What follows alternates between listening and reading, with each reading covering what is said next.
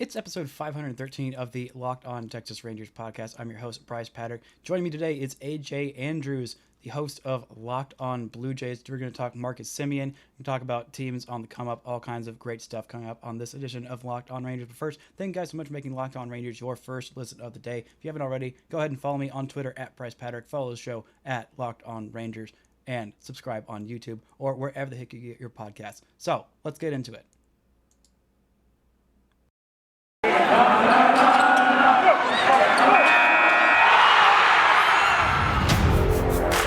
You are Locked On Rangers, your daily Texas Rangers podcast. Part of the Locked On Podcast Network, your team every day.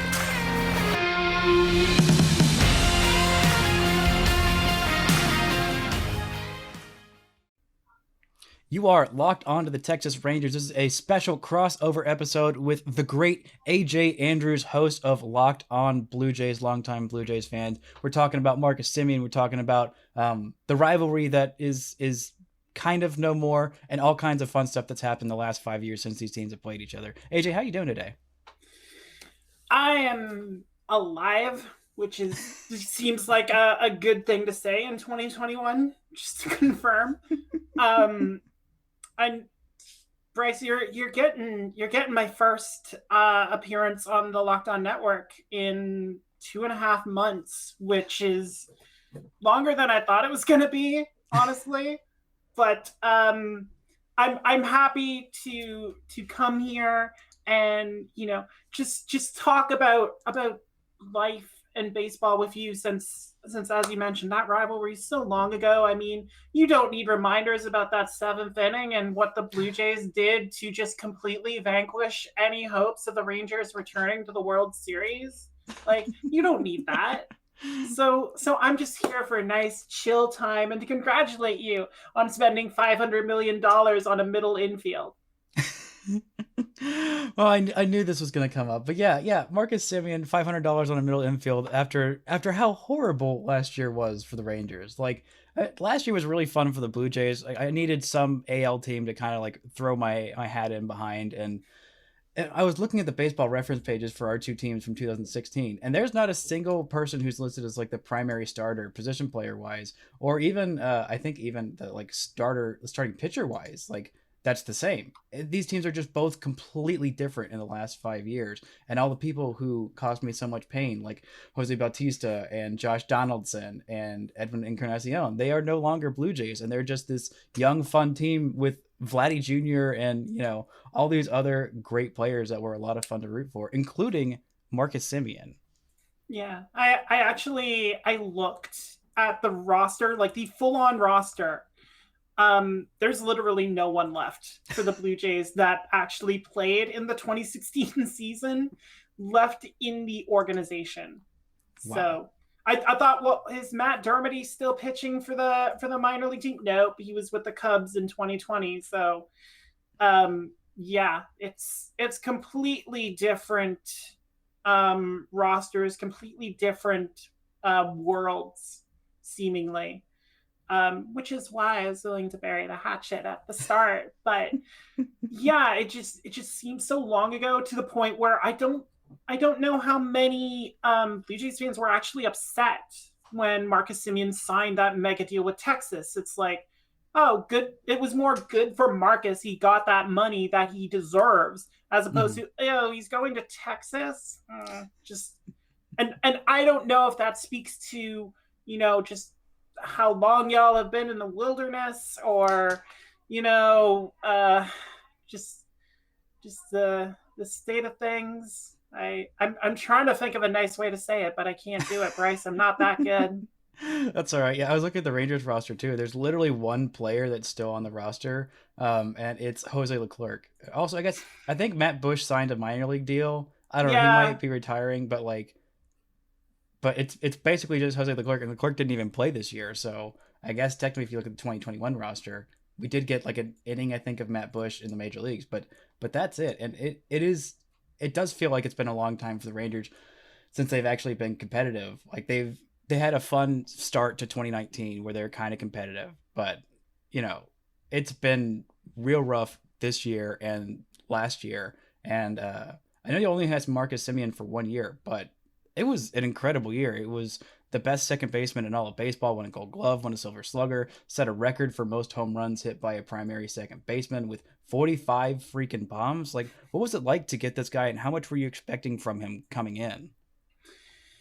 Honestly, I think ultimately we both got what we wanted from that union. Toronto got a veteran presence to help the young players in the organization learn how to win. And Marcus Semien got the opportunity to play every day, show he could handle second base, and just show that 2020 was an aberration as opposed to just a regression that he was going to have. And it was such a joy to be able to watch him work like that, and to watch him work even through struggles. Like he was not good in the early part of the season. I think he was batting like 220. I want to say after like May 1st or something. But then I got it pulled up right here. He was from April and March, the first 24 games, he was batting 211. Yeah. So not great. But then he had that May where he just went off. And then, of course, as the Blue Jays were making that late charge, that ultimately futile charge for a playoff spot, just the clutch hits he was coming up with, the home runs, just the electricity that he brought. It ended up galvanizing the franchise to the point where a lot of those doldrums that have been setting in over the previous couple of years where, this team's down 3 runs heading into the 8th, head for the exits, it's over. Blue Jays fans started believing they were in every game because of guys like Semien being able to go out there and put a charge into the team like that.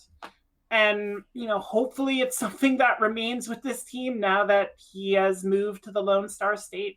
But he left a mark on this city that I don't believe will be forgotten.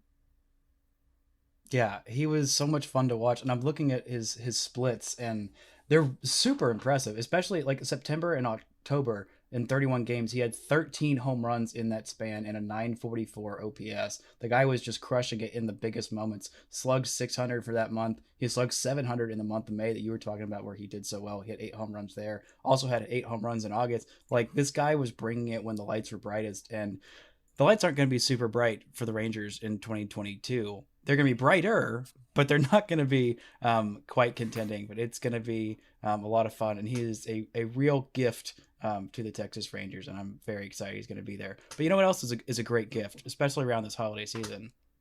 Built Bars. Built Bars are a fantastic holiday gift.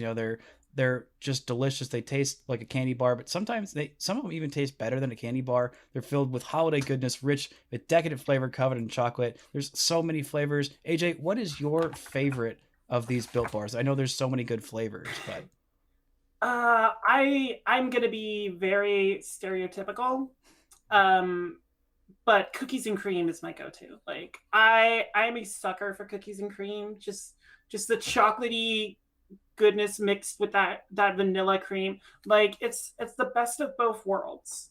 And I don't know how you can top that. Mint brownie kind of comes close, but cookies and cream is my go-to. Yeah, mint brownie is up there. I'm partial to the peanut butter and chocolate, so peanut butter brownie is fantastic. If you're friends with Santa, you can tell Santa to throw in a few Built Bars in those stockings. Pick one of those 3 flavors. Pick any flavor; they're all great. And if you like those marshmallowy treats around the holidays, you can get your hands on some Built Bar Puffs. They're light, they're fluffy, marshmallowy through and through, different flavors, all covered in chocolate. Taste so good you won't believe that they're filled with protein. But trust me, they are filled with protein. If you want to go check them out for yourself, go to built.com. Use promo code LOCKED15 and you'll get 15% off your order. Use promo code LOCKED15 for 15% off at built.com. We are here with AJ Andrews talking about Marcus Semien, talking about the 2021 Blue Jays and the Rangers and how they were in vastly different states. And I was a little surprised that Marcus Semien just signed the 1-year deal. Coming off the 2020, it was really bad. He had an amazing 2019, and he had been fairly consistently good before then at that point. And I was a little surprised that he was the one who got the 1-year deal. And oh my gosh, I'm on the 2016 Rangers. That's why I'm so confused. I was like, where is he? Where is this guy? And George Springer was the one who got the big deal. Do you think that the George Springer contract, like, I mean, how many other big contracts are there besides George Springer at this point? I mean, you just signed Kevin Gausman, but before that, it didn't seem like there was a whole lot of money tied up in Toronto, which is a very big city. I mean, Americans are very dumb. We don't know much about other cities, but Toronto's a big city, and it feels like they should be a big market team spending big on good players, which they definitely did last year. It does finally feel like they're acting on it a little bit more in recent years, and you can go back to the Hyunjin Ryu signing the year before as that declaration that yes, Toronto thinks it can compete and is going to spend the money to do so. And they've had their choices the past couple of seasons, aside from one obvious one, which I will get to in a sec. George Springer was necessary for the Blue Jays. They had a glaring weakness in center field. Kevin Pillar manned it capably for years, but he's not the center fielder that's going to take you to a title game.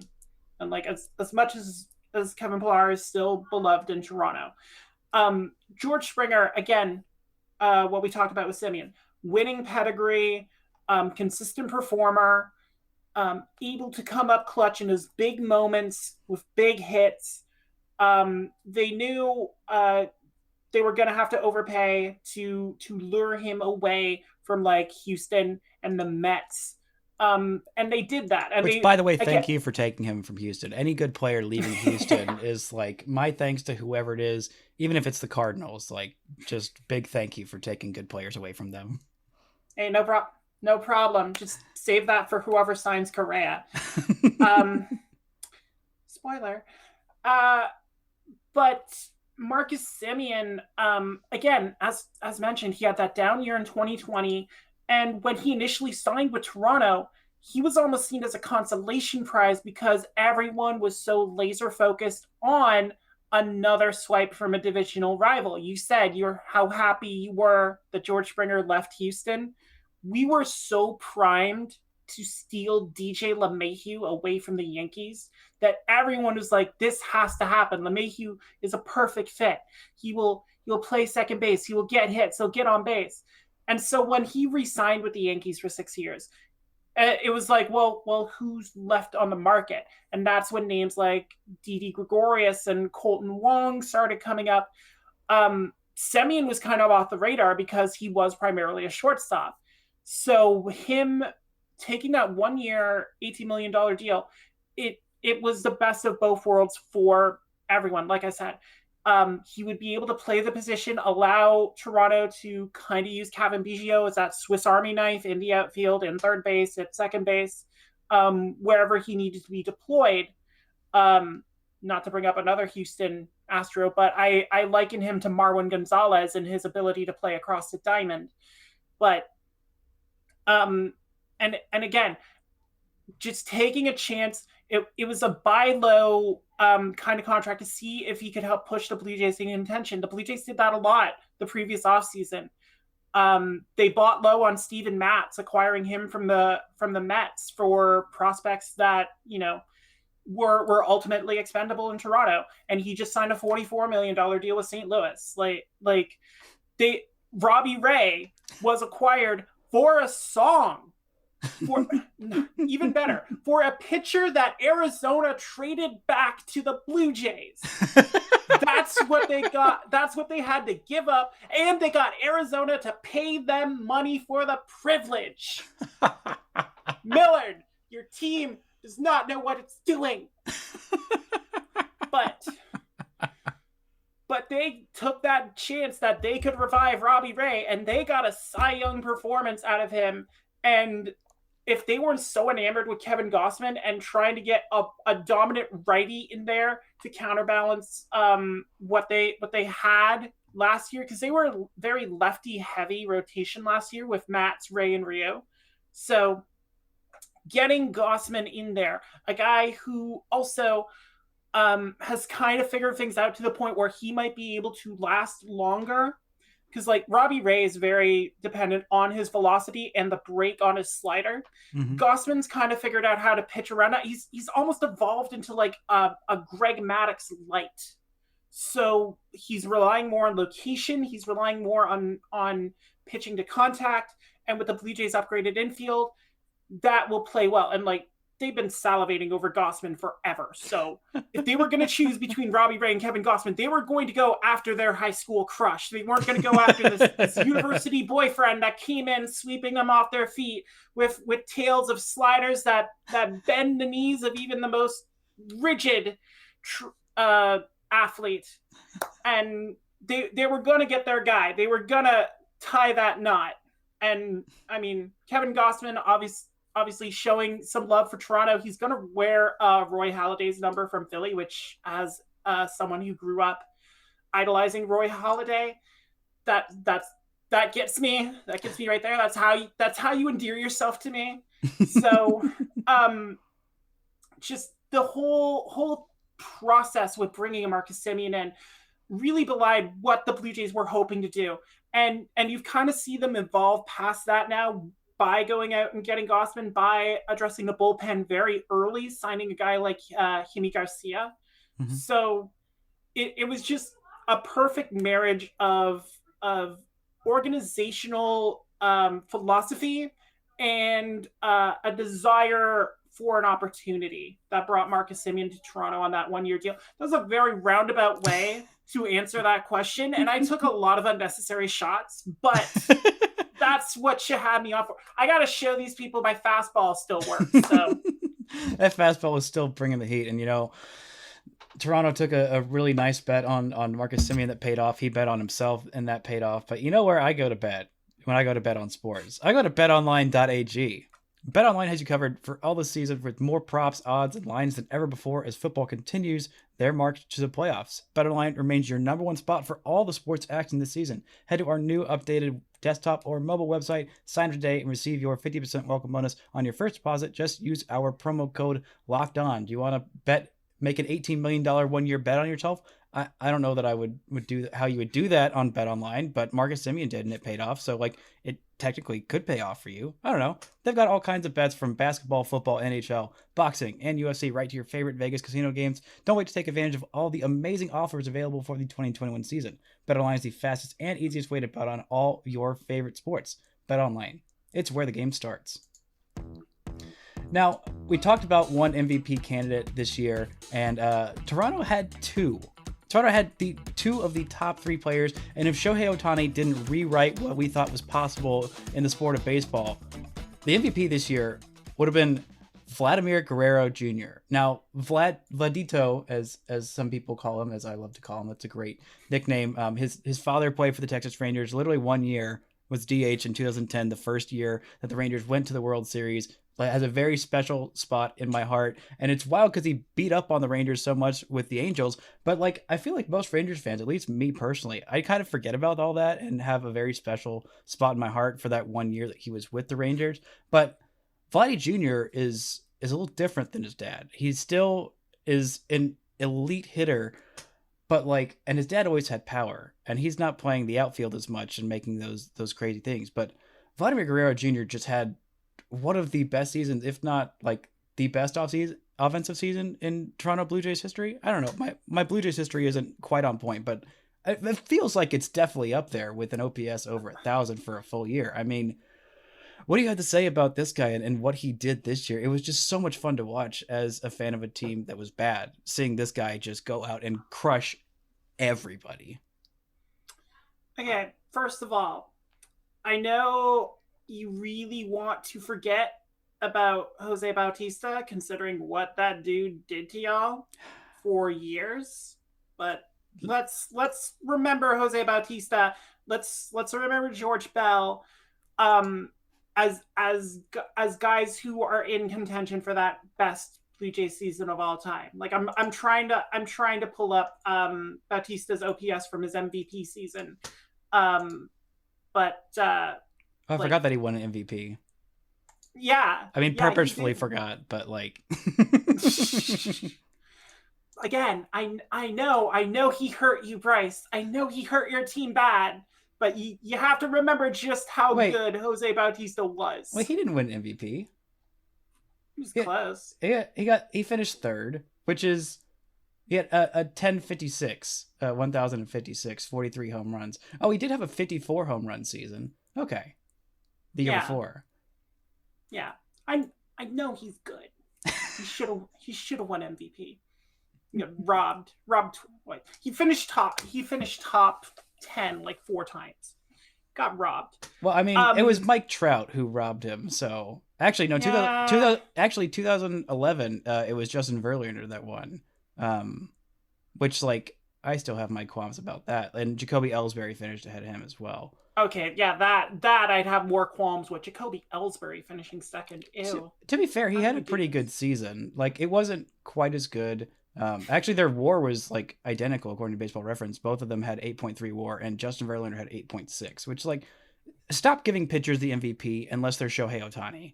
Like that's my official stance on pitchers winning MVP, or Clayton Kershaw, because I love him and he's going to be a future Ranger and make me happy. But anyway, we're talking about Vladito. Sorry, very very derailed there. I mean, that's what a podcast is just derailing tangents until we end. Still wild coming back. Still working the command there. But yeah, after 2020, again, another player who's coming off a disappointing season that kind of had a reason to prove himself afterwards. And we had stories up here like, oh, Vladdy's taking his offseason seriously. He's losing weight. He's coming back in shape. And like, okay, we've heard this. Let's see it on the field. And he showed it on the field. Like, not just offensively, but defensively as well. He showed a renewed commitment to learning how to play first base. We knew he was disappointed he wasn't going to be a third, but he put himself into first base and just was so electric that first half of the season. In the first 87 games, he hit 332 with 28 home runs. Like he had an OPS of 1.089. Like it was a completely different person. It was like the arrival of that guy who had been hyped for so long as this next big thing, and like, oh, it actually happened. My God, what do we do now? We'll see if he can sustain it. He did tail off a little bit as the summer went on last year, and you could argue that the Blue Jays didn't make the playoffs because of that swoon in July and August when Vladdy wasn't able to be like this superhuman force at the plate. But like he firmly established himself as a superstar at the major league level, and one that again the Blue Jays haven't had since arguably Jose Bautista or Edwin Encarnacion were at their peak. So, we held the long belief in Blue Jays land that 2022 was going to be when this team was seriously going to challenge for a World Series. The fact that we almost got in there in 2021 and were only kept out because the AL East was a ridiculously difficult division last year, like four teams with 90 wins. I don't know the last time that's happened, but it was so ridiculously tough, and the Blue Jays were in it until the last day. And that's what we wanted in 2021. Show you can compete. Show you're not just going to be an also-ran in the playoffs that gets blown out because Hunter Renfroe is able to crank a grand slam and make it 7-0 so you don't get to use Taijuan Walker at all in the series, because that's how you win. Still sour about that. That's fair. You have your right to be sour about that. And the Blue Jays and Rangers are doing their rebuilds differently. I mean, the Blue Jays have a whole lot of like star level players. I'm very jealous of your ability to grow like homegrown star level players. I mean, Bo Bichette, star level player. Vladito is star level player, and it's looking like Biggio is going to be a pretty solid starter for a few years. Is Teoscar Hernandez, is he homegrown as well?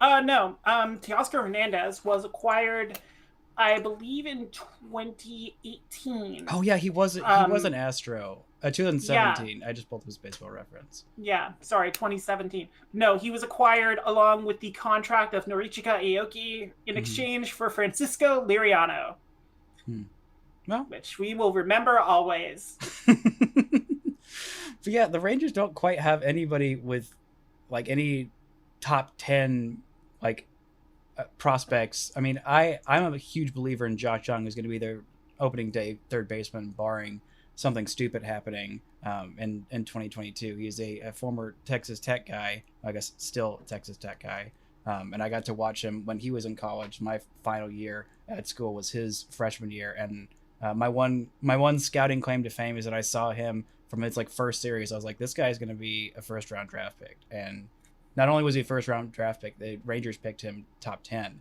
I believe 8th overall in 2019 or whenever the heck that was.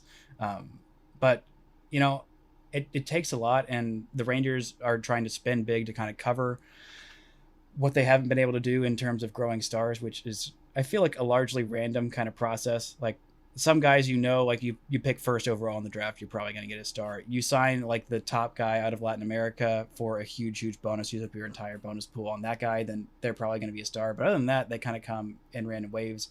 I mean, but Vladdy Jr., I mean, everybody knew who his dad was. Everyone knew the kind of potential he had, and he is looking like he's living up to that. And he's still just 22 years old. Like, that's the crazy thing, is this guy's going to be doing this for a long time. And I am insanely jealous that you get to have him on your team, but I'm very glad that he is in Major League Baseball, so I can just watch him and enjoy him from afar, even if he isn't on my team.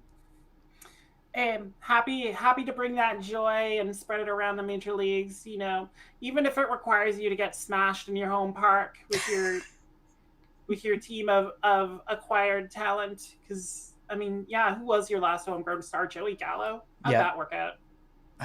I don't want to talk about it. I'm still mad. And I'm even more mad that the Yankees are apparently shopping him, even though his whole family grew up Yankees fans and it was his dream to play for the Yankees. And then some stupid columnist for like NewJersey.com or whatever had some issue with how he put on his uniform and took it as a personal vendetta against Joey Gallo and thinks that batting average is the be all end all of how good a player is. But I'm still so mad, obviously, about that. It's fine. It's fine. He's coming back in 2023 as a free agent, and everything will be nice, and the Rangers will win several World Series, and they will avenge those stupid losses in the playoffs that still perplex me to this day. Like, the Rangers lineup wasn't that great that year, but you have Yu Darvish and Cole freaking Hamels, and then also, like, your number 3 starter is Kobe Lewis, who is a really solid starter and, like, a playoff beast. It boggles my mind that thing went so sideways. Like, of all the ways that series could have gone sideways, both of those series, but like Yu Darvish and Cole Hamels getting lit up, like that was the last thing that I expected. Like the Rangers just not being able to hit outside of Adrian Beltre, I was like, okay, yeah, that kind of would make sense. But those guys at that time in their peak, I was like, this is wrong. This is morally wrong. And you know what? Whatever. It's fine. It's been 5 years. Definitely over. Definitely not still bitter about it in the last 5 years of not being in contention. But I feel like the Rangers are almost on that point to where the Blue Jays are. They don't quite have as many young stars that are matriculating up. But I feel like 2023 is going to be about where the Blue Jays were in 2021. And I feel like, I don't know about for you, but for me, that's my favorite time to be a fan of a team. It's like, all right, everybody hop on this bandwagon now. Like, they're going to be exciting. They're going to start winning stuff. They're going to start, wrecking the contenders' lives and making them lose a random game they weren't expecting and cause some trouble. I don't know. Is that your favorite time to be a fan of a team? More so then there's like, okay, there's expectations. Now I get frustrated when things don't go well, as opposed to just being like, everything's like great and wonderful and everything nice that happens is a bonus. Well, that's my secret, Brice. I never have any expectations. That way I can't be disappointed when they don't come true. But no, it's been fun the past couple years to watch his team and actually know that it's on the come up, as opposed to like 2017, 2018 when I started doing Locked On Blue Jays and just like, well, this team is old and it's not doing very good and it kind of sucks and everything sucks, and you know, we'll just get through it together. The power of friendship will get us through. But yeah, like just seeing these guys start to improve, and as you mentioned, a guy like Teoscar Hernandez, who was brought in, wasn't even the outfielder that people thought they were going to get from Houston. They thought they were going to get Derek Fisher, and then Derek Fisher came here anyway and was terrible, and then I had to watch that for 2 years, and but watching Teoscar take the opportunity he had and continue to grow, continue to get better, to be at this point where he's winning Silver Sluggers. You know, watching the kids, Bo Bichette, Kevin Biggio, Vladdy, come up and get acquainted. Lourdes Gurriel Jr. come up and get acquainted and be able, or even guys like Jordan Romano, who, you know, good old Canadian boy. We're gonna keep him close. By the way, thank you so much for not keeping him after you took him in the Rule 5 draft. We're very appreciative of that he was able to come back to us and like, you know, be our dominant closer, which, you know, is a very nice thing to have. So again, thank you. Honestly, forgot that we took him in the Rule 5 draft. It's been so long since that happened, but you know what? You're welcome. It was a nice gift from us to you of bearing the hatchet, and yeah, this is definitely, I feel like we're both owed for all, like, we both came in when it was rough. I mean, I started in 2019 and I didn't even have Adrian Beltre like when I first started this podcast, and I've been through the rough years, and it's looking like you were definitely through the rough years with Toronto, and we're both on the come up, and I feel like we're both owed this glow up from our teams, because we have suffered, we have paid our dues, and now it's time to watch some good baseball teams, or at least in my case, like a not terrible baseball team. And possibly competitive. Possibly competitive, definitely not terrible, and not 100 loss terrible, at least. Fingers crossed. But this has been great catching up with you and hearing all about the Blue Jays and how much you love Marcus Semien, and how much I'm hopefully going to love Marcus Semien after this year. For those of you who are listening to this, go follow AJ on Twitter. I have, actually, it's linked in the description of this podcast. By the way, future reference for all you who listen to this podcast as opposed to watch on YouTube, the links to Twitter accounts of anyone who's a guest and also me are always in the description of the podcast. So go follow AJ on Twitter. Go listen to Locked On Blue Jays if you want to hear all about what's going on with Toronto. Thank you guys so much for listening to Locked On Rangers, and until next time, don't forget to enjoy baseball.